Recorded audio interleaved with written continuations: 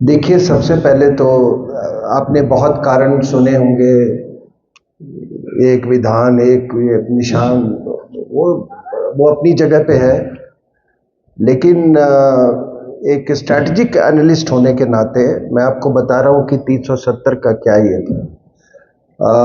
उसका जाना क्यों क्यों इतना जरूरी था।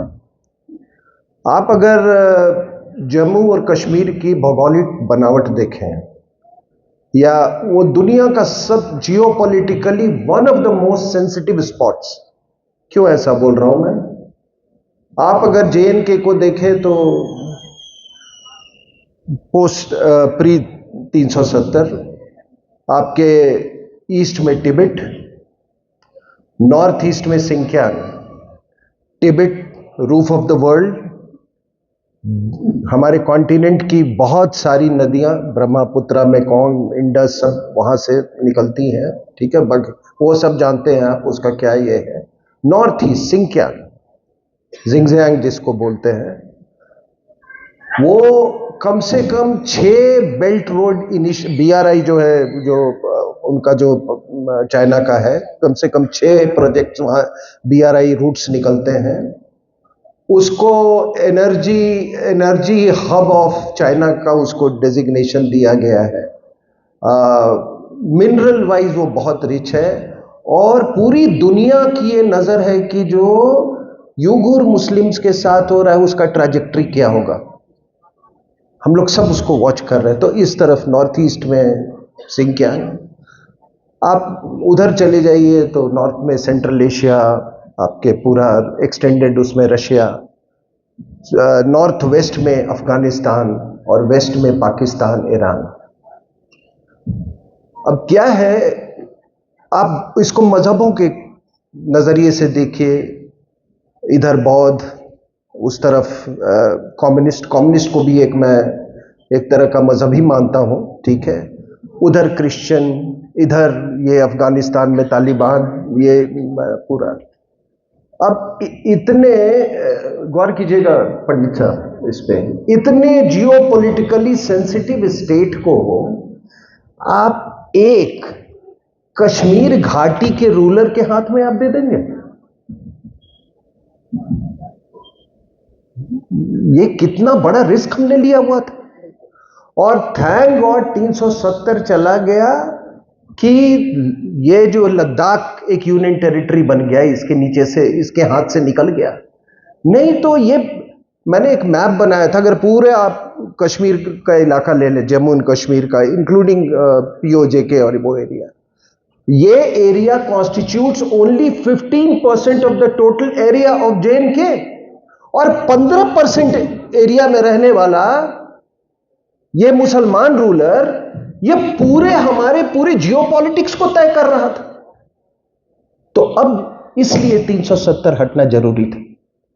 दूसरी बात, ये जान लीजिए कि षड्यंत्र कम नहीं हुआ है। जब लद्दाख बना है तो इन्होंने एक वांगचुक नाम के आदमी को वो कर दिया। यार, आपको मालूम है, पूरी तैयारी थी कि हरियाणा का इलेक्शंस कांग्रेस जीतेगा, उधर से फार्मर जो सिंगू बॉर्डर है वो वहां आएंगे अंदर में। वांगचुक उसी समय, सोनम वांगचुक यहां पहुंचेगा जंतर मंतर पे। ये षड्यंत्र था। तो इसको 370 को उस नजरिए से देखिए। वो निशान विधान वो सब ठीक है, वो दीज आर पॉलिटिकल थिंग्स। दूसरा क्या है, कल बात हो रही थी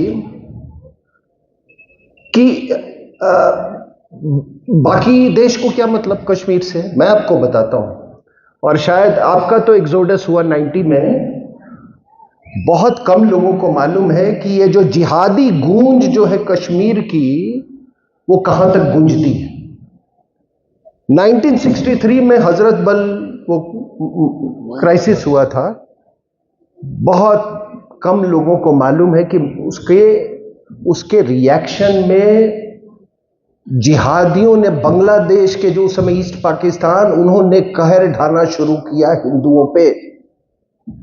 राजशाही, नारायणपुर, ढाका, चिटागोंग में हिंदुओं को, मतलब they were forced to leave the country. Sylhet में टी गार्डन्स थे, कोई 35 टी गार्डन, वहां हिंदू काम करते थे, उनको जबरदस्ती बीफ खिलाया गया, सब के सब भाग के आए वहां से, और आपको उनको सेटल किया गया इंडिया में, उड़ीसा में, दंडकर्निया रीजन में, मध्य प्रदेश में। तो कश्मीर की जो जिहादी गूंज है, जो जब कोई भी जिहादी वहां पर एक्टिविटी होती तो उसके गूंज सभी जगह होती, पूरे भारत में होती। तो वो भी एक्सोडस पर आज तक मैंने कोई किताब नहीं पढ़ी है इसकी, बट इस पर रिसर्च होना चाहिए। दूसरा, ये इन्होंने रशिया की बात की। देखिए क्या है, जो नारे देते हैं कि आप देखो कि कश्मीर में कभी पैलेस्टीनियंस के सपोर्ट में जुलूस निकलते हैं, क्यों? उनसे वो